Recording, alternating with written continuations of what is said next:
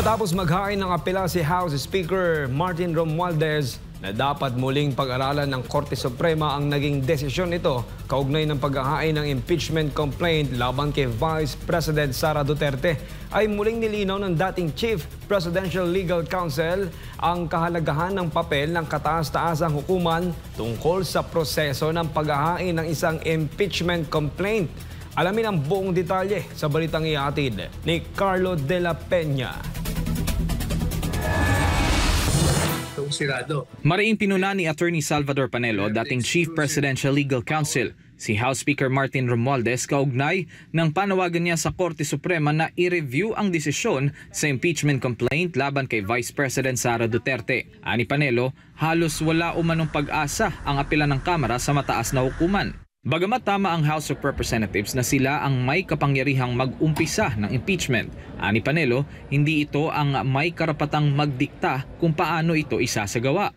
Ipinaliwanag niya ang proseso na itinakda ng Korte Suprema sa Francisco versus House of Representatives ruling na dapat sundin ng Kongreso. Kasi inilatag na ng Korte Suprema, maliwanag na maliwanag. Ano ba ang sabi?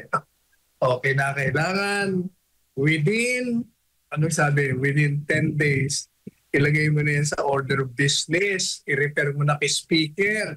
Kapag within 3 session days, i-refer naman sa Committee on Justice. Ang Committee on Justice naman, within 30 session days, ay magdidesisyon. Pag-aaralan nila, and then, itatapo nila sa plenary. At ang plenary may 10 araw naman, 10 session days, na magdesisyon kung ihahain ba nila, itatransmit o hindi. Yun ang maliwanag. Binatikos din niya ang hindi pagsunod ni Romualdez sa House Rules na nag-uutos na kahit ang 1/3 vote ng mga kongresista ay kailangang dumaan sa Committee on Justice bago maipasa ang impeachment complaint. Kaya yung sinasabi nila na ito daw Korte Suprema nagdadagdag ng additional requirements on due process. Mali po kayo doon. Dati nang nakalagay yon kahit sa Francisco ruling. Ini-expound lamang kasi nakalagay sa konstitusyon. O eto na nga, sinabi niya yung mga periods, pati sa 1/3. Nung nagbigay sila ng ruling sa Francisco noong 2001, itong Kongreso, in-adapt nila at nakasa footnote pa nila yun na ina-adapt nila yung ruling ng Korte Suprema. Kaya wala silang reason to violate their own rules. Ang klaro-klaro na kahit na yung impeachment sa second mode, meaning to say, pag merong 1/3 na boto na pwedeng i-resyo, pati yun sa ilalim ng kanilang rules ng House, kailangan po pa rin ipadaan sa Committee on Justice. Tinanggihan din niya ang paratang na nilabag umano ng Korte Suprema ang due process. Aniya, bahagi lamang ito ng mga naunang tuntunin na ipinaliwanag ang mas detalyado sa Francisco ruling. Sa huli, nilinaw ni Panelo na ang Korte Suprema lamang ang may kapangyarihang baliktarin ng sariling desisyon at hanggang sa mangyari yun, dapat itong igalang.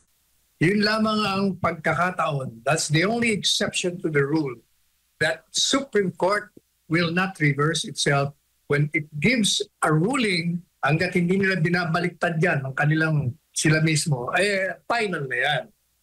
Sa kabila ng patuloy na pagtatalo, malinaw na nananatili ang hamon sa pagitan ng lehislatura at hudikatura hinggil sa usapin ng impeachment, isang isyong patuloy na sinusubaybayan ng publiko. Yan ang problema. Ang gagaling ng mga abogado, ang gagaling ng mga justices, pero pagdating na sa isang opinyong legal, kaugnay sa isang constitutional issue, sila po ay nai-influensya, nadadamitan ng kanilang bias, prejudice. Kasi nga ayaw nila, si Inday Sara, kontra sila. Kaya iba ang kanilang opinyong legal kahit na mali.